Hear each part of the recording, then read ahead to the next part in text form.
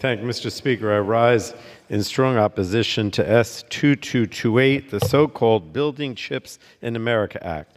Now, this bill simply should not be coming up under a suspension of the rules. All three ranking members of the committees of jurisdiction are adamantly opposed to it. When the Chips and Science Act passed the House in July 2022, it passed by a vote of 243 to 187. All 187 votes against the bill were Republicans. In fact, only 24 Republicans voted for the bill, and a lot of them are no longer here.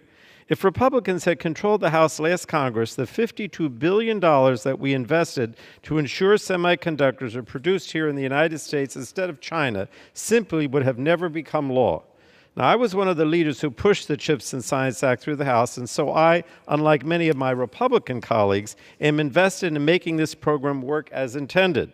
As we created this program, we did so with the intention of ending our reliance on other countries for microchips that are used in automobiles, consumer electrics, and washing machines. We did all of this while also making sure we protected the environment.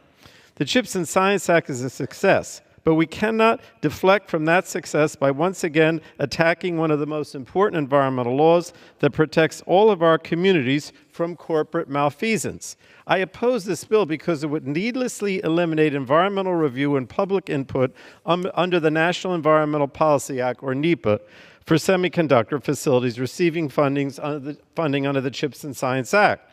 Now, this bill simply is not necessary because NEPA review is not a barrier to moving semiconductor projects forward. Commerce Secretary Raimondo, who oversees the Chips and Science Act and who had initially voiced concern about NEPA reviews, acknowledged at an Energy and Commerce hearing that, and I'm quoting, "I can report to you today that we've made a lot of progress on that, and we are on track to complete environmental reviews for all these companies before we issue any awards." Now, there's simply no need for wholesale exemptions from NEPA reviews, given the steps that Congress has already taken to increase the speed, efficiency, and management of permitting for this industry. We made semiconductor manufacturing eligible for the abbreviated permitting process under the FAST-4, or FAST-41 Act. And this ensured that reviews do not drag out for the most serious environmental impact statements.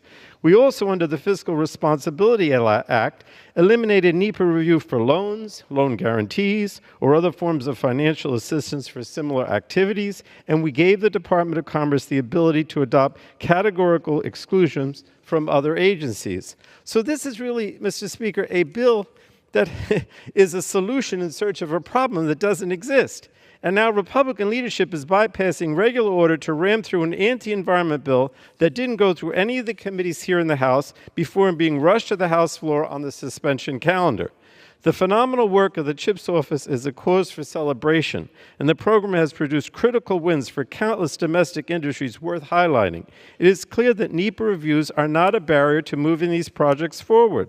So fundamentally, NEPA requires us to look before we leap, which is just common sense, and failing to do so could create many new problems for our environment. My colleague mentioned the Superfund sites in Silicon Valley. Do we want those again? This affects our water supply, our worker safety, our communities, and ignoring these impacts is not going to make them disappear, Mr. Speaker. So I want to thank the ranking members, Lofgren from the Science Committee, Grijalva from the Natural Resources Committee, for joining me in leading the effort to oppose this bill. And I strongly urge all of my colleagues to vote no. And I yield back the balance of my time.